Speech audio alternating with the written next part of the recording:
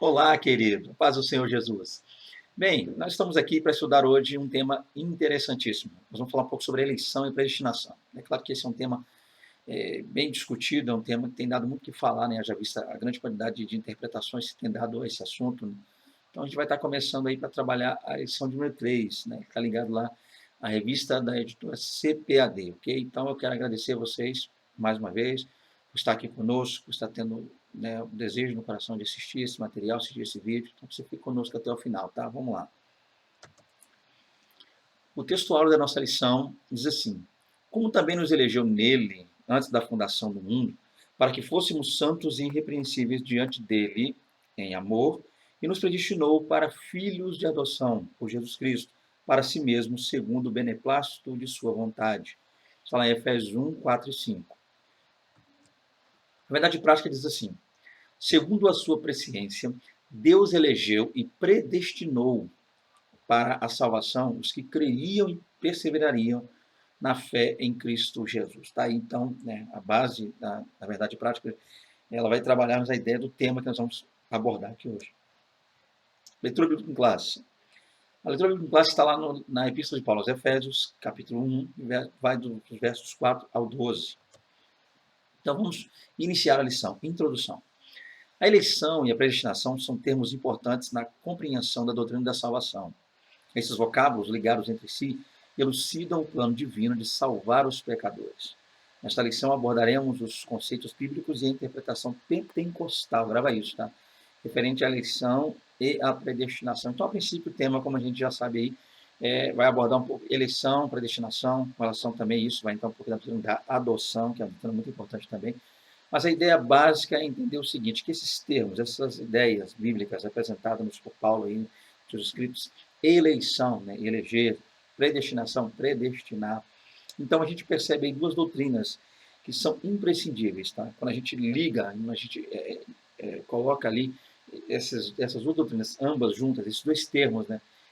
Eleição, predestinação, eleger, predestinar, a gente acaba passando a partir daí a entender, a compreender um pouco mais acerca do plano divino de salvação, que Deus planejou, projetou, qual era a princípio, qual é o desejo de Deus para conosco, e como é que Deus trabalhou, elaborou todo esse projeto, que é o plano de salvação. Isso é importante, né? É bom que a gente compreenda isso.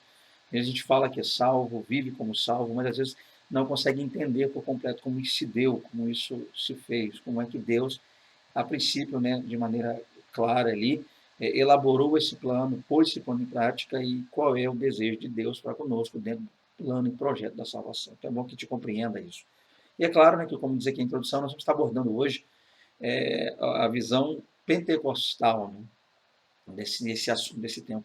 Com isso, pelo fato de nós abordarmos a visão pentecostal, isso nos faz entender, isso te faz entender que existem outras visões relacionadas a esse tema. Tá? Então, nem todos concordam com essa visão. Ainda que o assunto seja o mesmo, eleição, predestinação, mas nem todos, ao ler a Bíblia Sagrada, concordam da mesma maneira, pensam da mesma forma. Tá? Então, com isso, nós entendemos que há pensamentos divergentes no que tange à eleição e à predestinação. E é isso que a gente vai tentar ver um pouquinho nesse vídeo aqui hoje. O primeiro tópico diz assim: eleitos para uma vida santa e irrepreensível. Tá? O primeiro tópico da eleição. Então, vamos começar então. A dádiva da eleição precede a nossa existência. Antes da fundação do mundo, Deus planejou salvar e capacitar para uma vida de santidade os que ele elegeu de antemão. Então, a princípio, gente, vamos lá. É bom que nós comecemos essa aula entendendo que essa ideia de eleição, o fato de Deus eleger-nos, tá? O fato de Deus eleger um povo para que salvasse esse povo, para que através desse povo, né, Deus pudesse ali realizar obras tremendas na terra e, por conseguinte, levar esse povo para estar consigo para sempre. Isso não é algo que passou a acontecer após a criação do mundo. Isso não é algo que veio com relação à consequência, né, algum erro que o homem cometeu, então Deus precisou fazer isso. Não, a princípio nós entendemos que essa dádiva, porque dádiva porque é algo que parte de Deus e o homem não é merecedor disso. Então esse plano, essa ideia de nos escolher, tudo isso, esse princípio, essa questão de elegermos, tá, para a salvação, isso excede a fundação do mundo. Isso vai bem, tá? Isso antecede, melhor dizendo, a fundação do mundo. Então, desde lá do princípio, na eternidade, Deus com sua onisciência, infinita glória, decidiu, tá, eleger um povo para estar com ele. Esse é o primeiro ponto que a gente precisa analisar. E nós damos o nome desse povo de igreja, a igreja de Deus. Deus planejou salvar e capacitar. Então, qual seria a natureza desse plano? Então, Deus escolheu antes da fundação do mundo, na eternidade, e a escolha foi por um povo, esse povo, a saber, a igreja, eleitos em Cristo. E o que Deus faria com essas pessoas? Deus salvaria, por isso o plano de salvação, e capacitaria essas pessoas para levar e para viver uma vida de santidade, uma vida santa, pia e agradável diante dele. Tá? Esse é o ponto. Então, nós vamos começar essa aula tendo essa visão, esse entendimento de que a eleição ela antecede a criação. Então, Deus nos elegeu na eternidade, a princípio, tá? Nos elegeu para quê? A princípio, para salvar-nos e, posteriormente, e junto a isso, é claro, capacitar-nos a levar uma vida pia, santa e agradável, a vivermos e passarmos uma eternidade junto a Ele. Esse seria o ponto a analisar. Então, a princípio, vamos lá. Primeiro subtópico. A eleição divina. Eleição traz a ideia de escolha. Perceba aí, olha só. Quando nós dizemos eleição, eleger, então a ideia de eleição é essa, escolher, tá? Optar, uma escolha, um desejo, partir de nós, o desejo de colocar alguém em certa posição, eleger, escolher, tá? Nos traz essa ideia. A Epístola aos Efésios, lá no capítulo 1, verso 4, Paulo vai dizer uma coisa interessante. Paulo menciona 3 aspectos dessa escolha. Então, lá em Efésios 1, 4, Paulo vai destacar, dentro dessa escolha que Deus fez para com esse povo, o povo dele, 3 aspectos distintos e interessantes. Vamos analisar esses 3 aspectos aí. Primeiro deles, em quem fomos escolhidos? Então, Deus nos escolheu, a igreja, o povo dele. Se você faz parte desse povo que clama ao Senhor, entregou a vida a Ele e está hoje na igreja, então você foi por Deus escolhido. Então, a questão é, quais são os aspectos abordados por Paulo aí no capítulo 1, verso 4? Em primeiro lugar, em quem fomos escolhidos? Tá, fomos escolhidos, mas quais são os critérios para essa escolha? Esse é o ponto. Mérito nosso, como eu merecia? Deus criou a igreja, fundamentou a igreja, embasou a igreja por meritocracia humana? Não. Nós somos escolhidos, tá, a princípio, em Cristo, em Jesus. Por isso, a eleição é cristocêntrica. Então, a princípio, a base para a escolha está em Jesus. Tá? Esse é o ponto. Nós somos escolhidos na pessoa de Jesus. Então, quando eu entendo isso, eu passo a entender que eu só me torno eleito, eu só sou um eleito quando eu estou em Jesus. Não estar em Jesus não faz de mim um eleito. Esse é o ponto. Então, a princípio, se a pessoa quer saber se é eleito ou não, primeiro critério, tá, para a eleição é passar pelo crivo de Jesus, viver com Jesus, entregar-se a Jesus, ser de Jesus, caminhar com Jesus, tá? Subjugar-se por completo ao senhorio de Jesus Cristo. Esse é o ponto.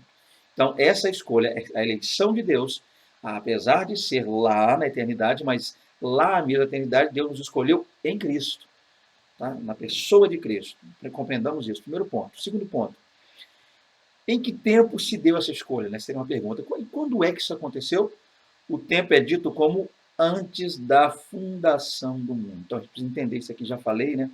Estou aqui só repetindo. Eu já havia focado bastante nisso. Mas então Deus nos escolhe a pessoa de Cristo. Então é em Cristo que somos escolhidos. Se andarmos com Cristo, se andarmos na luz, como Ele na luz está, esse é o ponto, está com Cristo, Jesus, aceitando-o como Salvador. E segundo ponto, essa escolha não é de agora, não está ligada, não está atrelada à criação do gênero humano, da raça humana, ou do mundo, como conhecemos o planeta Terra, mas tudo isso antecede isso. Então, antes da fundação do mundo, nós fomos escolhidos.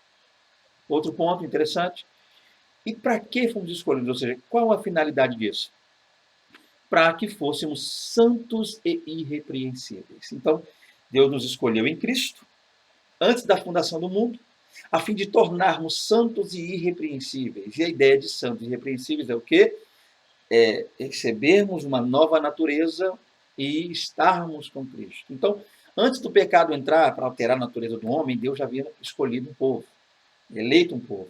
O pecado entra, altera a natureza do homem, dando ao homem uma natureza caída, todos pecaram, eles destituíram da glória de Deus, Mas Deus, em Cristo, já havia tudo preparado para redimir o homem, para trazer o homem novamente à comunhão com Deus. Então, esse é o ponto. Grave isso aí, você vai entender a base da doutrina da eleição. Então, como escolhidos em Cristo, antes da fundação do mundo, para nos tornarmos santos e irrepreensíveis. Tá? A saber, a igreja, o povo escolhido do Deus Todo-Poderoso. Ainda falando sobre isso, Donald Stamps, lá, que é o editor da Bíblia do Estudo Pentecostal, né? Donald Stamps é o nome dele, afirma que a eleição de pessoas ocorre somente em união com Jesus Cristo e que ninguém é eleito sem estar unido a Cristo pela fé. Nossa declaração, ou seja, a declaração de fé da Assembleia de Deus, assevera que Deus elegeu a igreja desde a eternidade, antes da fundação do mundo, segundo a sua presciência. Então, a princípio, para você aí que tem a Bíblia de Estudo Pentecostal, você vai ver lá, Donald Stamps é um dos editores da Bíblia, o pastor Antônio Gilberto também, né? Estava lá envolvido com esse trabalho, mas a princípio, os comentários da Bíblia de Estudo Pentecostal, mostrando-nos a linha pentecostal, que é a linha da Assembleia de Deus e algumas outras denominações, defende a ideia que o homem foi escolhido por Deus em que sentido? A igreja, como um todo, tá? Um povo. Deus não elegeu pessoas individualmente para a salvação ou para a perdição. A gente vai ver já isso aí com detalhes. Então, dentro do credo da Assembleia de Deus, na confissão de fé da Assembleia de Deus, na nossa declaração de fé da igreja, Assembleia de Deus está dizendo isso aí, tá? Que Deus elegeu a igreja, seu povo, desde a eternidade, antes da fundação do mundo, tá? Segundo a sua presciência, segundo o seu conhecimento. Então, Deus, por ser onisciente, Deus conhecendo todas as coisas, ele sabia, tá? Quem se salvaria ou não por conhecer, não que Deus tenha intervido e a ponto de salvar uns e lançar outros no inferno, a gente vai ver já um pouquinho sobre isso aí, mas Deus, vendo tudo na sua presciência, escolheu um povo, e esse povo é a igreja de Deus. Vamos lá. Então, ainda dentro do primeiro tópico, quais seriam as condições da eleição? Uma vez que a gente já sabe que é eleição, né? Eleição aponta para a escolha, tá? Guarde isso aqui sempre. Escolha, eleger. Se há alguma dúvida ainda sua, de algum aluno, você pode dar outro exemplo aí, ainda que não seja tão bom, mas é prático, o exemplo da política. A gente escolhe alguém para ocupar um cargo lá durante 4 anos, político. Então, escolha. A pessoa está lá porque quem está aqui, nós o escolhemos. Assim como a igreja hoje está, porque Deus é quem escolhera anteriormente a igreja para estar na posição e ocupar a posição que a igreja ocupa hoje, ok? Então, esse é o ponto. Então, dado, pois, né, isso, a gente sabendo como se dá a questão da eleição, vamos analisar um pouquinho sobre as condições dela. Então, as condições da eleição, vamos lá. A Bíblia de Estudo Pentecostal ensina que a eleição para a salvação em Cristo é oferecida a todos. Então, a ideia da eleição é para todos? Todos são eleitos? Essa é a ideia. A princípio, a gente para analisar que nem todos. Tá? Não, mas Deus elegeu a todos? Não. Deus deu a oportunidade a todos de fazer parte do povo eleito. Esse é o ponto, tá? Então, Deus deu a todos a mesma oportunidade. E que em base dessa oportunidade, quando alguém se entrega a Cristo, aí sim essa pessoa agora passa a ser um eleito. Então, Deus não elegeu a toda a humanidade, não. Deus elegeu um povo. Mas para fazer parte deste povo é necessário entregar a vida a Cristo e ser salvo por Cristo, pelo sacrifício de Cristo, entender, compreender, ser de Cristo. Esse é o ponto, tá? Na Bíblia de Pentecostal eu ensinei que a eleição para a salvação em Cristo é oferecida a todos. Então ela é oferecida a todos.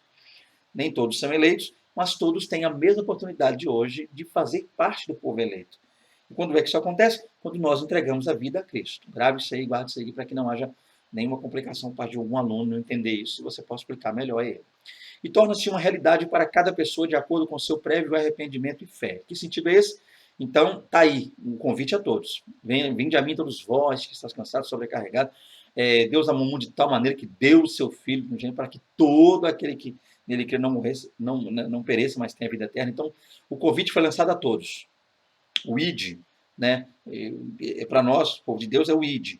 Para eles é o vinde, para quem está sem Cristo. Então, vinde a mim, esse é o ponto, vinde. Então, dá o id e o vinde. Quem já tem Cristo, o id, vai cumprir a palavra. Quem ainda não tem, é o vinde. Então, o convite foi lançado a todos, a toda a humanidade. Inclusive, eu estou aqui porque aceitei o convite, você também está servindo ao Senhor porque entendeu e aceitou esse convite. Então, esse é o ponto principal. Mas quando é que ele se torna uma realidade? Só se torna uma realidade para aquela pessoa, para cada pessoa que se arrepende de seus atos, mediante o Espírito Santo, né, busca de Deus a fé para servir o Senhor.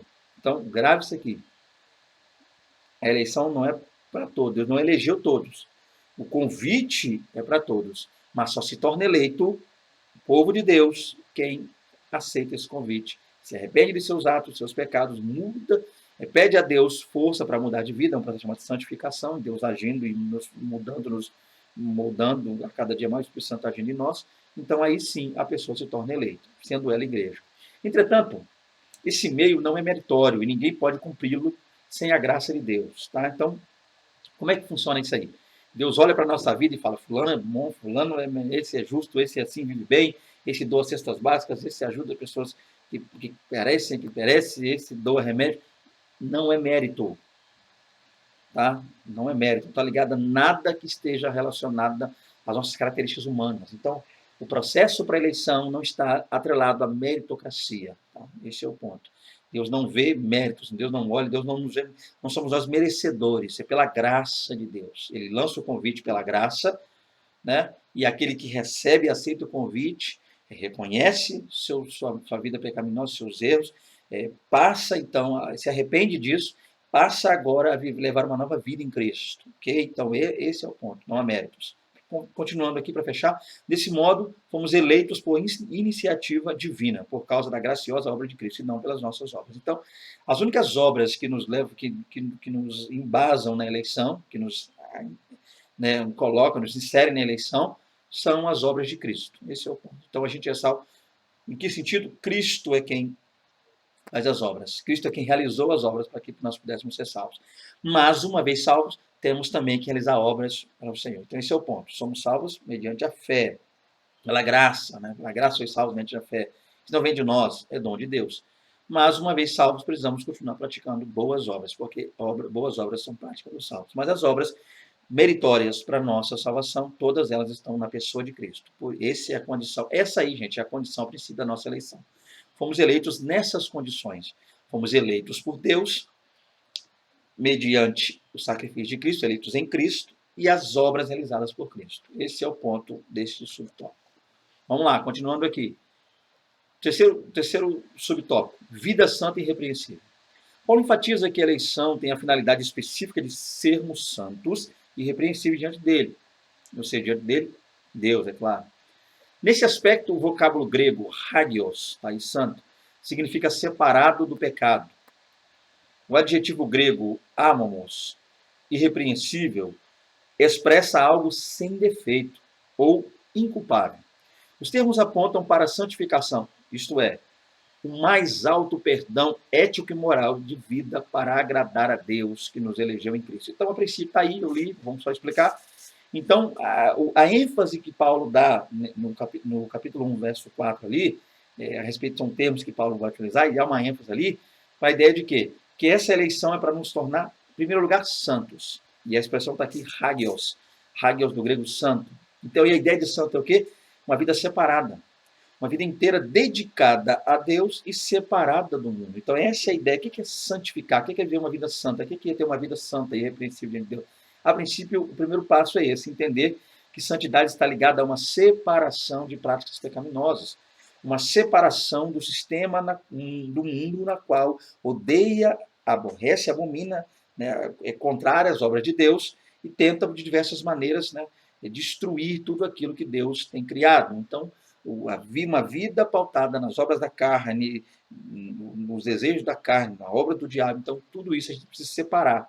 Santidade, então, quer dizer isso, uma vida separada, uma separação. O primeiro termo é esse, hagios, a gente viu aqui, santos, Paulo usou.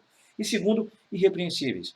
E a ideia de irrepreensível aqui é inculpável, alguém que não pode, não é que alguém não pode ser mais repreendido, mas é alguém que em Cristo agora não pode mais ser culpado. Porque a culpa que outrora tínhamos, Cristo arrancou, levou, cravou lá. A cédula que era contra nós foi escada, cravada lá na cruz do Calvário. Então, esse é o ponto. Então, aquele que é eleito em Cristo, fazendo parte do povo de Deus, a saber, a igreja, agora é alguém que é santo, porque leva uma vida separada, e é inesculpável, tá? Ou melhor dizendo, inculpável, tá? Desculpa a expressão, inculpável é o correto. Irrepreensível, tá? Então, esse é o ponto, essa é a ideia. É isso que Paulo quis focar. Essa fala daqui, da condição do ser humano agora em Cristo Jesus.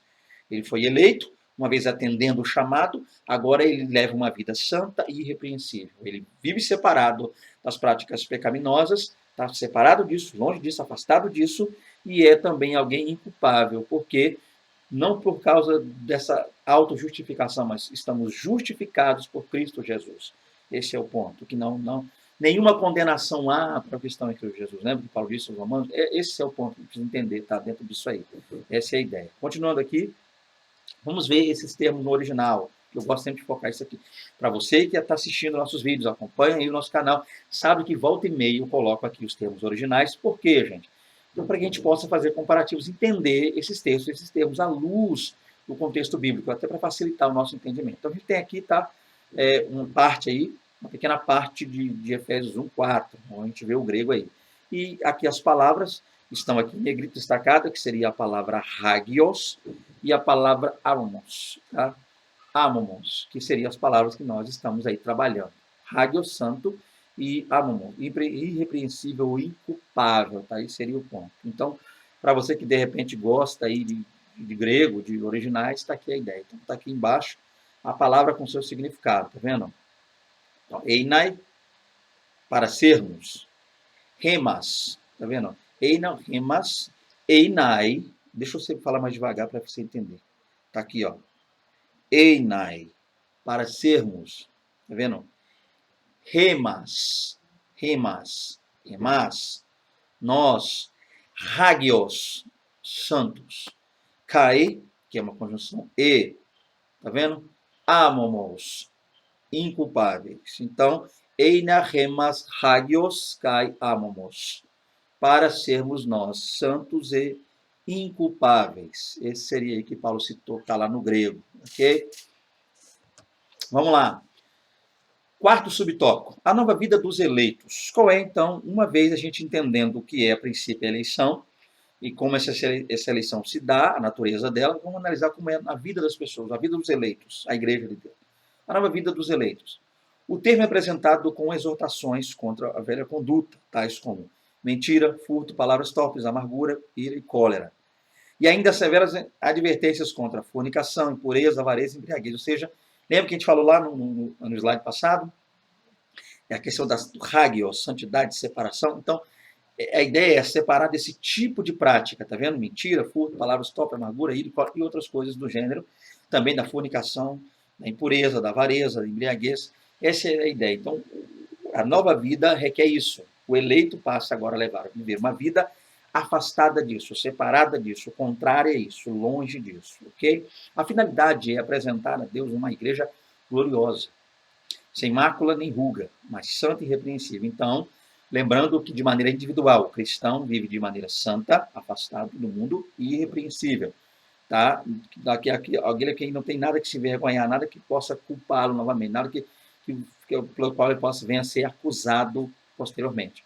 Mas isso também abrange a igreja, um povo. Ele elegeu um povo, tá? Esse é o ponto. E nós individualmente fazemos parte desse povo, e de maneira coletiva também. Então, a finalidade é o quê? Apresentar um povo, e povo é esse? A Deus. E que povo vai ser apresentado a Deus? A igreja. Mas de que maneira? Gloriosa. Ela vai estar sem mácula, nem ruga, mas santa e irrepreensível. Não obstante, somente o Espírito Santo capacita o crente para esse novo estilo de vida. Então, o que é interessante? A igreja é santa porque ela se comporta bem? A igreja é santa porque ela... Não.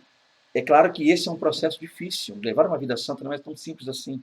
Não é deixar de ir a lugares ruins. Às vezes você pode deixar de ir num lugar, mas o pensamento vem aonde você está. Então, é o Espírito Santo quem trabalha isso.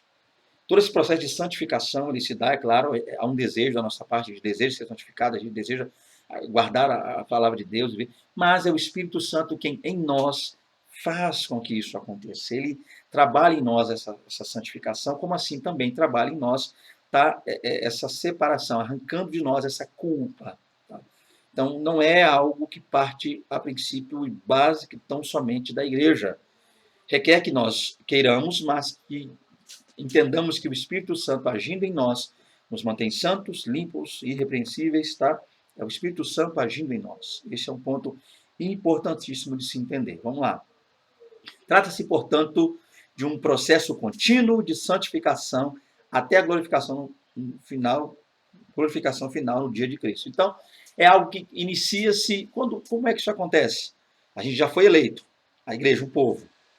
Com o passar dos milênios, séculos, décadas, com o passar do tempo, as pessoas que vão se entregando a Cristo vão sendo automaticamente inseridas nesse grupo de eleitos, a saber, a igreja, tá?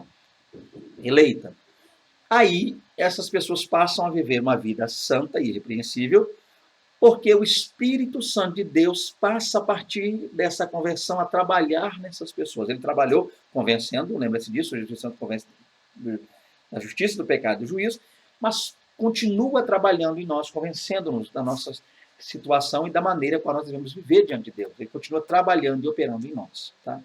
Trata de um processo contínuo, e esse processo chama-se santificação, que inicia-se desde a conversão e vai até um processo chamado glorificação, que é quando o pecado não terá jamais, no pecado não terá mais efeito sobre nós. Quando o homem foi, enfim, glorificado, uma nova natureza, e nada mais vai poder tirar dele essa questão maravilhosa que é a salvação. Entendamos isso. Continuando aqui, então vamos lá. Aí nós temos o tópico 2, predestinado para filhos da adoção. A palavra predestinar mostra que o destino dos eleitos foi feito na eternidade. Então, a gente viu lá eleito, eleição. O primeiro tópico do trabalho é eleição. Escolha, eleição é escolha. Agora vamos trabalhar a partir do segundo tópico, uma vez escolhidos, eleição, como é o escolhidos para quê? Escolhidos para um destino, havia uma espécie de destino. O destino fala do final, o destino fala do que nos acontecerá no fim de tudo. Então, Deus elegeu, escolheu lá atrás para viver algo lá na frente. Então, essa é a ideia. Então, o destino da igreja já foi pré-escrito, pré-dito por Deus. Um povo, não agora de individualmente, tá? Mas de maneira coletiva.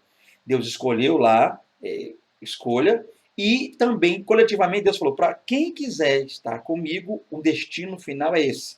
Para quem não quiser, é esse. Não que Deus tenha dito, fulano, Maria, você vai, José, você não vai, João, você vai, fulano, você... Não. Deus escolheu, disse, para um povo que comigo ficar, igreja, o destino é esse.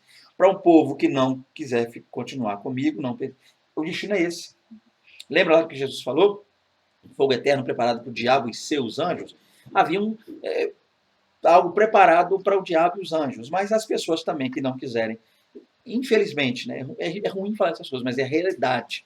Quem não quiser permanecer com Deus, estar com Deus, ficar com Deus, se entregar a Cristo, há um destino terrível, ruim, aguardando por essa pessoa. Então, entenda isso aqui, professor, para você trabalhar com seus alunos aí, você também é aluno. Primeiro tópico, falando da eleição, da escolha. Agora, do destino, que vai acontecer, escolhido para quê? Esse é o ponto. Então, a gente vai usar o termo predestinar. Tá? Então, antes, anterior. Destino é o que vai acontecer. Então, a palavra predestinar mostra que o destino dos eleitos foi feito na eternidade. Então, grave isso aqui, segundo tópico. Continuando, vamos lá, primeiro subtópico, predestinação. O termo grego proorizo, traduzido como predestinar, né, proorizo, traduzido como predestinar, está lá no capítulo 1, verso 5, na parte A, é formado pelo vocábulo orizo, que significa determinar, e pela preposição pro, que indica algo feito antes, lá no grego. Ou seja, predestinar significa literalmente determinar antes. Ok? Então, escolha é quem? Que sentido? Quem? Quem, no caso aqui, de maneira coletiva, é a igreja. Meu povo. Que povo? O povo que está comigo. Escolhi. O povo que não quer estar comigo. Está aqui. Vai ter um povo aqui. Então, Deus escolheu quem vai estar com ele. Não que Deus não tenha escolhido quem não estará com ele. Deus escolheu quem vai estar com ele. Quem vai estar com ele? A igreja. Agora, a igreja será formada por aqueles que aceitarem o chamado, entendeu? Não é que Deus falou, eu quero esse aqui, esse eu não quero, esse eu vou para o inferno, esse é para o céu. Isso aí não, gente. Ele escolheu esse aqui, o povo, está aqui. Mas quem faz parte desse povo? Está aqui, o povo. Quem for aderindo, automaticamente vai fazendo parte do povo. Essa é a ideia. Então, qual é o destino para quem quer estar com Deus? A ideia. Então, a gente vai analisar. Então, é esse termo, essa expressão, né? Predestinar. Vamos lá, então. Vamos começar a compreender e explicar um pouquinho melhor isso aqui. Então, nós vamos ver dentro do grego que está aqui. Ó. Você vai ver aqui, né? Tá vendo? Pro, essa preposição, né? Pro, que quer dizer antes no grego, e orizo, que quer dizer determinar. Então, é antes determinar, ou pré-determinar, ou determinar antes. Tá? Esse é o ponto. E aqui está a expressão no grego. Vamos continuar. A Bíblia de Estudo Pentecostal esclarece que a predestinação se aplica aos propósitos de Deus inclusos na eleição. Então, de maneira prática, o que quer dizer isso aí? Deus elegeu, agora a prática dos eleitos, o que vai acontecer com os eleitos está aqui. Ó. Essa é a ideia. Então, a predestinação aponta para isso aí. Ok? Vamos lá. Que a eleição é a escolha feita por Deus em Cristo de um povo para si mesmo. Então, Deus em Cristo escolheu um povo. Agora, quem faz parte desse povo? Quem se entrega a Cristo. Guarda isso aqui. E que a predestinação abrange o que acontecerá ao povo escolhido por Deus. Deus escolhe, eleição. Predestina o que vai acontecer. Ok? Por conseguinte, nossa declaração de fé ensina que a predestinação dos salvos é precedida. Lembrando que a declaração de fé aqui é da Assembleia de Deus, tá? Nossa declaração de fé da Assembleia de Deus ensina que a predestinação dos salvos é precedida pelo conhecimento prévio de Deus daqueles que, diante do chamado do Evangelho, recebem a Cristo como seu Salvador pessoal e perseveram até o fim. Logo foi a vontade de Deus reconciliar os pecadores e tornar os seus filhos. Então vamos lá, entender isso aqui. Então, o que nos faz entender, com base no que disse a Bíblia Pentecostal, juntando, unindo a confissão de fé da Assembleia de Deus? Que Deus, lá na sua presciência, Deus previu. Deus sabe quem é que vai ser salvo. Mas não quer dizer que Deus foi lá e disse assim, ó, você eu fiz para ser salvo. E você, outro aí, eu fiz para ir para o inferno. E Deus tenha criado pessoas para ir para o céu e criado pessoas para ir para o inferno.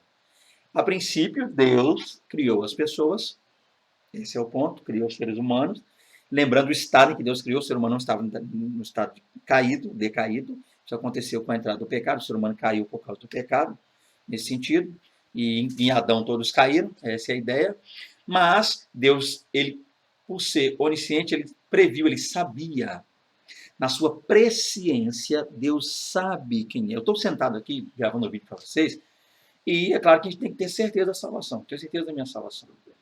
Só que a certeza que eu não tenho é do que vai me acontecer comigo daqui a meia hora. Esse é o ponto. Eu não sei o que acontecerá comigo amanhã. Não sei que dia eu vou morrer, até que dia eu vivo, não sei se eu vou. Esse é o ponto. Então, só que essa certeza que eu não tenho, Deus tem. Então, Deus anteviu, Deus previu, Deus sabe quem vai ser salvo e Deus sabe quem vai para o inferno. Só que Deus não intervém nesse sentido. Esse é o ponto. No sentido de mandar para lá e mandar para cá, mandar para lá como se fosse um Deus injusto, né? Dando a uma oportunidade a outro, não. Aí seria injusto. Então Deus deu a todos a mesma oportunidade. Agora, a pessoa atendendo ao que muitos conhecem como livre-arbítrio, essa escolha, Deus sabe quem vai exercer o livre-arbítrio para ir para querer ele, e Deus sabe quem vai exercer o livre-arbítrio para não querê-lo, para não querer estar com ele, para não ir para a glória, para não ir para o céu. Esse é o ponto. Então, essa é a ideia defendida aí pela Assembleia de Deus. Esse é o ponto máximo. Você que é pentecostal, a maioria da lei pentecostal defende essa ideia. Tá? Então, Deus anteviu. Deus sabe. Então, ele elegeu um povo. Predestinou esse povo. E esse povo é a igreja. E ele, na sua onisciência, ele previu, ele sabe quem vai ser salvo ou não, porque ele é Deus, sabe todas as coisas. Okay? Não é porque Deus sabe porque ele já... Isso não quer dizer que Deus saiba porque ele já escolheu antes. É tipo assim, Deus sabe quem vai ser salvo porque Deus escolheu aquela pessoa para ser salvo. Ou Deus sabe quem vai para o inferno porque ele escolheu aquela pessoa para o inferno. Não é isso. Deus sabe o destino de todos. Por quê? Porque ele sabe quem vai optar por ele e não. Isso não quer dizer que ele tenha feito a pessoa para isso ou para aquilo, para um fim ou para o outro. Ok? Está claro isso aqui, gente? Eu acho que até aqui está muito claro esse ponto, né? Então vamos continuar aqui dentro da lição. Então, a princípio, essa é a base. A Assembleia de Deus, na sua confissão de fé, na sua declaração de fé, crê nisso. Que Deus, por ser onisciente, sabe todas as coisas, então ele elegeu um povo, sabendo do futuro, elegeu um povo, sabendo do futuro, predestinou esse povo, e sabendo quem é que vai fazer parte desse povo ou não, tá? Isso ele sabe quem é. Não quer dizer que ele fez para as pessoas para esse sentido. Eu acho que eu já falei muito, você já entendeu. Vamos continuar. Então, segundo subtópico, filhos por adoção. Paulo é o único escritor do Novo Testamento que emprega o termo adoção. Vamos lá. Essa prática não fazia parte do sistema legal judaico, mas era comum entre os romanos e perfeitamente conhecida entre os gregos. Assim, o apóstolo enfatiza que foi agradável a Deus inserir no plano de salvação a adoção dos eleitos como filhos, segundo o beneplácito de sua vontade. Ele ainda assinala que o amor foi o que moveu o Pai a nos adotar. Se noutro tempo éramos estranhos, inimigos de Deus, agora estamos reconciliados com Ele em Cristo e somos seus filhos. Olha que coisa linda. Essa posição nos é imerecida, contudo, aprove o Pai fazê-la assim. Então vamos entender isso aqui, gente. Vamos lá. Uma vez entendendo o que seria predestinar, já vimos isso no slide passado, aí, ficou bem claro isso aí. Vamos entender o seguinte agora: como é que a gente é inserido nesse contexto? Então, Deus elegeu, vou falar isso aqui até o final da aula, para você que possa gravar, porque a repetição é pedagógica. Quanto mais eu falo, mais você grava. Deus elegeu um povo, e deu a esse povo o nome de igreja, tá? Elegeu e deu o nome de igreja. E Deus, esse povo eleito por Deus, ele predestinou, ele deu para esse povo um destino futuro, o que acontecerá, para onde irão, como verão essas pessoas que fizerem parte desse povo eleito por ele, é saber, a igreja. Só que qual é a natureza dessas pessoas hoje? Essas pessoas, Deus, dentro da, né, como foi dito aqui, no beneplácito, na sua vontade gloriosa, o que Deus fez? Ele decidiu inserir essas pessoas, a qual são os eleitos, na sua família, dando a essas pessoas o direito de serem feitos filhos de Deus. Olha que coisa linda. Os quais deu o direito, João diz lá, de serem feitos filhos de Deus. Olha que coisa linda. Quem são os filhos de Deus? Os que creram no seu nome, não da vontade da carne, não da vontade do sangue. Então, quem é eleito torna-se automaticamente inserido na família de Deus como filho de Deus. E o processo disso que a gente chama disso aí, que Paulo cita na Bíblia, chama de adoção. Né? Olha que interessante. E Paulo é o único que usa esse termo na Bíblia, né? No Novo Testamento. Adoção. Por quê? Porque quando a gente, saindo um pouco da Bíblia, indo para a cultura, a gente vai perceber que essa ideia de adotar, como nós conhecemos hoje, né? Muitas vezes a pessoa não tem um filho biológico e vai lá e adota uma criança, tendo-a como filho. Os hebreus não tinham esse costume de ir lá e pegar uma criança, geralmente adotar. Né? Outros povos vizinhos tinham esse costume. Os povos lá da terra de Uz, né, dos caldeus, da região de Abraão, lembra lá do capítulo 15? Só você ler 15 de Gênesis, você vai ver isso aí. Abraão queria adotar o Eliezer, para conseguir o filho de Eliezer, o Damasceno, que era o servo dele lá. Então, adoção. Então, não era muito comum, tá? Uma vez formado e fundado, criado o povo hebreu, por conseguinte, os judeus, não se via muito essa prática da adoção entre os judeus. Mas Paulo, por conhecer muito do mundo da época, né? Leis, costumes do mundo da época, e a igreja aos Efésios ser formada, grande parte dela, a grande maioria, até que diria, por gentios que conheciam isso, vindos oriundos da Grécia ou Roma, ou seja, pessoas que tinham essa visão, esse estilo de vida, eles entendiam bem isso. Então, onde eu quero chegar com isso? Essa ideia de adoção não era muito familiar aos judeus, mas gregos, romanos e outros povos tinham o costume de adotar pessoas, adotar crianças. Então, às vezes, um grego lá, um romano, pegava-se uma quantidade de dinheiro, uma certa quantidade de dinheiro, ia-se até uma espécie de tribunal, perante um juiz, perante testemunhas, então adotava essa criança, havia um documento, a criança era inserida lá na família dessa pessoa, herdava o sobrenome dessa pessoa, herdava o título dessa pessoa. Se a criança tivesse alguma coisa anteriormente, aquilo também da criança passava para o pai passava a ser dono daquilo que a criança pertencia antes de ser adotada. Então, olha que coisa interessante. Então, uma quantia ela era paga, pronto, feito, tudo legalizado à adoção. Então, Deus, espiritualmente, nos adotou, nos fez ser agora filhos de Deus. Anteriormente, criaturas do Senhor, passamos agora aqueles que servem a Cristo a ser filhos de Deus. Todos são filhos de Deus? Não, somente aqueles que estão em Cristo Jesus, que nasceram de novo, uma nova natureza. Nessa nova natureza, né, passaram agora a receber o que chamam de adoção, foram adotados por Deus, tornando-se filhos de Deus. Tá? Então, eles foram regenerados, novo nascimento, e adotados, filhos de Deus, inseridos na família de Deus, por intermédio da entrega a Cristo. Ok, gente? Está muito claro isso aí para nós. Vamos lá. Terceiro tópico. Predestinados para filhos de adoção.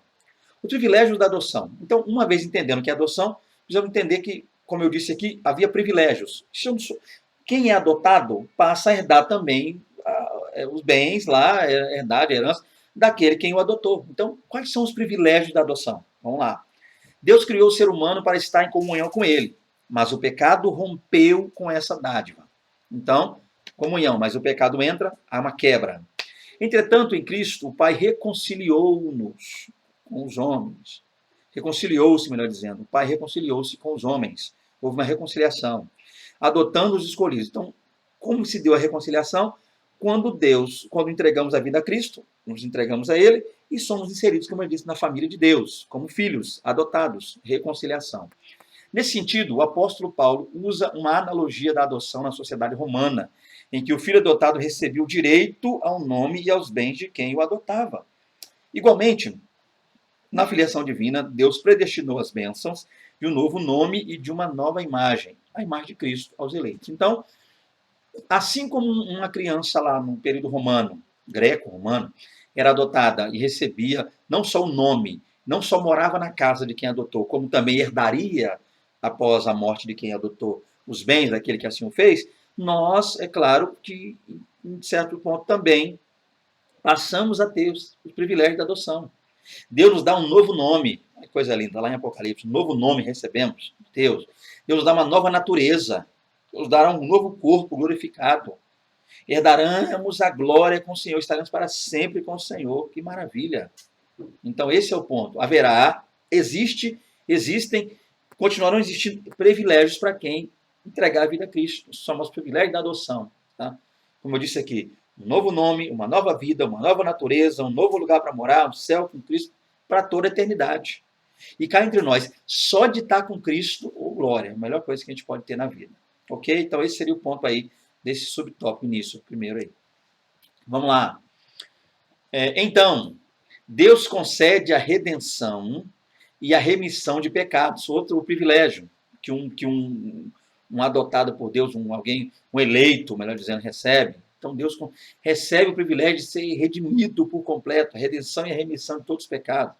E restabelece a comunhão com o pecador, dando-lhe o direito de clamar Abba, Pai. Olha que coisa linda.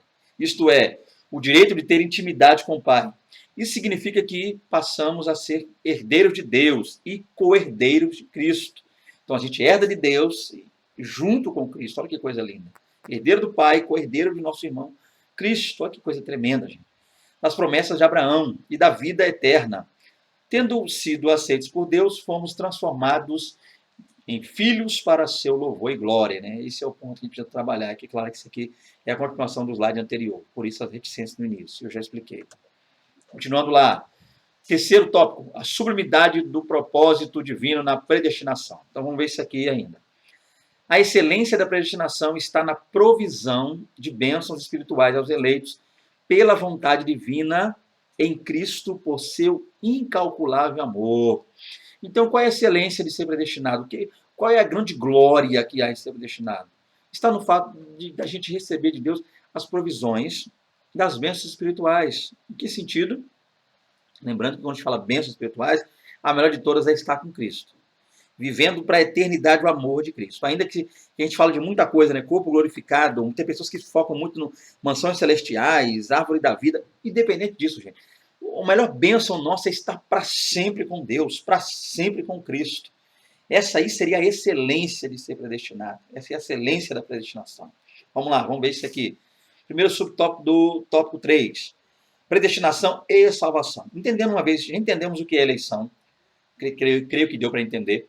Entendemos o que é predestinação. No final, se não ficou claro, eu continuo uma coisinha. Agora vamos ver o seguinte, gente. Vemos o que é adoção. Deu para entender um pouquinho do que é adoção aí. Agora vamos trabalhar o seguinte. Como funciona a predestinação e a nossa salvação? Como é que elas trabalham? Vamos lá. O soberano Deus não. Perceba que eu coloquei aí em negrito. Não. O soberano Deus não predestinou incondicionalmente pessoa alguma à condenação eterna, mas deseja que todos se arrependam e convertam-se de seus maus caminhos. Então, a predestinação, ela altera e ela trabalha e altera alguma coisa ligada à salvação? Vamos entender isso aqui. Vamos lá. Porque se eu dissesse que Deus predestinou pessoas para estar com Ele, amém? E aí a Bíblia diz isso. Em que sentido? Igreja. Mas quando a gente olha isso individualmente, como coletivo, a gente consegue até entender. Deus elegeu um povo, amém, é isso, é a igreja. Mas e pessoas que às vezes tentam passar a ideia de que Deus elegeu essa eleição incondicional, foi ligada a uma questão mais, como eu colocaria aí? Uma questão individual, aí que é o perigo. Então eu teria que dizer que Deus escolheu uma pessoa, vou dar 2 exemplos aqui, José e Maria, o casal. Então Deus escolheu Maria para ir para o inferno e José para ir para o céu, ou vice-versa. Deus escolheu dentro de 2 pessoas, esse vai e esse não, e alguns às vezes leem lá relatos de Mateus e não compreendem aquele relato, né? Estarão 2 Um vai e um fica, gente, ali é estatística. Tá? A questão ligada ali, a ponto de que está ligada para trabalhar a questão do tempo. No fundo, não é que tem duas pessoas paradas lá e Deus fica, esse aqui eu quero para o inferno, esse aqui é para o céu. Não, não é assim não. Exemplo lá, a gente vai entender o seguinte, ali Deus vai falar a questão da salvação acontecendo simultaneamente ao longo do tempo, no mundo. Vou dar um exemplo claro aqui, eu vou fechar isso aqui. Alguém lá no Japão agora, e eu aqui estou no Brasil gravando. Eu estou gravando aqui essa aula, parte da tarde, né? Volto virando, está dando quase 15 horas, eu acho aqui, quase 15 horas hoje. Mas lá no Japão, noite, 3 horas da noite, 3 horas da madrugada, por assim dizer, madrugada. Então, essa que é a ideia que a gente precisa entender, tá? Então, de repente, um aqui salvo, o outro lá em outro no mesmo momento, no mesmo instante. Então, a ideia de Deus com relação à salvação, para explicar em Mateus, não é o ponto de que Deus escolheu um para si e outro não. Então, resumindo, talvez eu grave um vídeo para explicar melhor essa questão desse ponto lá em Mateus. Mas dentro desse vídeo, dentro dessa linha, para não fugir do nosso termo aqui. Então, a ideia de que Deus escolheu uma pessoa para ir para o inferno, isso não é bíblico. Isso não acontece, não existe. Esse não é o ponto, tá? Essa que é a linha que nós queremos chegar aqui, dentro da predestinação. Entender isso aqui. Deixa eu continuar para explicar melhor. Nas 6 vezes em que a palavra aparece no Novo Testamento, a palavra predestinar, prorizo, a gente vê no grego, nenhuma delas faz referência à condenação de pecador. Então, 6 vezes essa expressão aparece lá no Novo Testamento. Mas não aparece assim, ó, Deus predestinou fulano para o inferno, predestinou para a condenação, predestinou para a ira, predestinou para morrer, predestinou para vida no lago de fogo, predestinou para... Não. Sempre apontando a predestinação para salvo, para estar com ele. Nunca o contrário, que ele tenha predestinado alguém para morrer sem ele. Nos fazendo entender que então Deus predestinou um povo. E só vai ser salvo quem fizer parte desse povo. Quem não fizer parte não será salvo. Esse é o critério. Portanto, não houve uma dupla predestinação em que Deus decretou a escolher uns que vão para o céu e outros para o inferno. Isso não aconteceu. Nossa declaração de fé, volto a dizer, da Assembleia de Deus, assevera que a predestinação bíblica diz respeito apenas à salvação, sendo condicionado ao arrependimento e à fé em Cristo Jesus, segundo a presciência divina. Então, das referências, se você às vezes gosta, como que eu gosto de estudar original, se quiser pegar essa expressão prorizo no grego e trabalhar ela dentro do grego, você vai achar 6 vezes essa expressão, predestinar, você não vai encontrar ela referindo-se à condenação. De que há um exemplo bíblico que Deus predestinou alguém e diz, olha, eu criei você, eu trouxe você à existência diretamente para que você vá para o inferno. Então, a gente não vê isso, tá? Esse é o ponto, a se entender. Isso que a gente quer explicar para os nossos alunos e trabalhar essa ideia. E a declaração de fé da Assembleia de Deus, ela também trabalha e coopera com essa ideia, com essa visão. Continuando aqui, segundo subtópico, a predestinação e o amor. Então, entendendo a predestinação e a salvação, ficou claro isso aqui, gente? Ficou, eu tenho certeza que ficou. Deus predestinou um povo para estar com ele, igreja. E só vai fazer parte desse povo quem fizer parte da igreja. Está claro isso aqui. E não predestinou ninguém para ir para o inferno. As pessoas vão por resultado de suas escolhas, seus atos, a vida que levaram sem Deus. Predestinação e o amor, que é outro assunto aqui agora. Antes de Deus criar qualquer coisa, o seu plano de redimir a humanidade, definir o destino dos crentes, estava estabelecido. Então, está claro isso aqui que eu venho falando lá, é algo que eu venho dizendo desde o início da aula. Antes da fundação do mundo. Como diz aqui, antes de criar qualquer coisa. Então, o plano já estava pronto. Essa é a ideia. Por conseguinte, a Bíblia mostra que a redenção divina não foi uma medida de emergência. Por que é bom falar isso aqui? Porque tem gente que pensa o seguinte, vai lendo a Bíblia, Deus criou o homem, Gênesis 1:26, portanto, né, faremos o homem nossa imagem e semelhança, dominação. Esse é o ponto, Gênesis 1:26. Aí, o Gênesis 2, mostrando como é que Deus criou. Quando chega no 3, o homem cai. Então tem gente que pensa que é o seguinte, não havia até ali plano de salvação. Porque para que plano de salvação se o homem não tinha caído? Agora, uma vez que o homem caiu, Gênesis 3, agora que Deus passou a partir da queda a criar um plano de salvação, o chamado eleição. Né? Esse que é o perigo. Como se o plano de salvação fosse um paliativo ou uma espécie de remédio, né, uma cura, um antídoto contra a queda. Não é isso, gente. Já estava tudo pronto, tudo preparado, tudo planejado. Então Deus não se viu obrigado a criar o plano de salvação, porque o homem caiu. Uma espécie de paliativo para resolver o problema. Não. Tudo estava pronto. Deus não foi pego de surpresa. Esse é o ponto. Ao contrário, era o plano imutável do amor de Deus desde sempre. A conquista consiste... Desculpa. Não sei onde eu li conquista aqui, doutor. Aqui consiste a sublimidade dos propósitos eternos em prover a salvação. Ou seja, o amor de Deus. Então a salvação ela foi preparada por Deus a princípio. Por quê? Por causa do amor de Deus Tá? Esse é o ponto. Tudo por amor. Foi por amor que ele nos elegeu, então fomos eleitos por amor. Por que Deus elegeu um povo? Por amor. Por que Deus deu para esse povo um destino final para quem estivesse com ele? Por amor. E como é que Deus fez? Em Cristo. Essa é a prova do amor. Não há amor maior que esse, que Deus, né, mesmo sendo nós ainda pecadores, deu seu filho para morrer por nós. Então, tudo isso, a prova desse amor está em Deus ter feito-nos eleitos em Cristo. Essa é a prova. Isso implica dizer que a salvação, como favor imerecido, né, mérito imerecido, provém do amor de Deus. Não obstante, os que se achegam a Cristo não são coagidos, mas atraídos a Ele. Então, Deus nos elegeu em Cristo, nos deu uma nova vida em Cristo. Aceitando a Cristo, essa nova vida viria. Então, isso não quer dizer que Deus queria botar medo em quem não ficasse com Ele. Ó, se você queria obrigar as pessoas de qualquer jeito a aceitar Ele, não. Deus mostrou o amor dele, está aqui, ó, para o homem. O homem caiu, a humanidade pecou, errou, falhou, mas eis aqui o meu amor para com vocês. Então a ideia de Deus é que nós nos acheguemos a Ele, não nos sentir ali amedrontado, tá? Um Deus carrasco, não. Amor, mais na vida prova do amor de Deus. Essa é a ideia. Deus nos atraiu, Deus nos tem atraído cada dia mais pelo amor dele derramado em nós através do sacrifício de Cristo. Continuando, conclusão. Cristo morreu por todos e por cada um dos pecadores. Então, Cristo morreu por todos, coletivamente, e por cada um, individualmente. Desde a eternidade, segundo a presciência em Cristo, Deus elegeu e predestinou os que creriam e perseverariam na fé, a viver em santidade, receber a filiação divina e a desfrutar da bênção, todas as bênçãos espirituais divinamente estipuladas. Então, queridos, está aí para vocês a doutrina da eleição, predestinação. Como eu disse no início do vídeo, não é algo tão fácil assim de falar, um tema que precisaria até de mais tempo. Então, caso você sinta no coração o desejo de conhecer um pouco mais sobre isso, de repente aprender um pouco mais sobre os textos originais bíblicos dentro do grego, do hebraico, para você possa aplicar para os seus alunos aí, tem lá.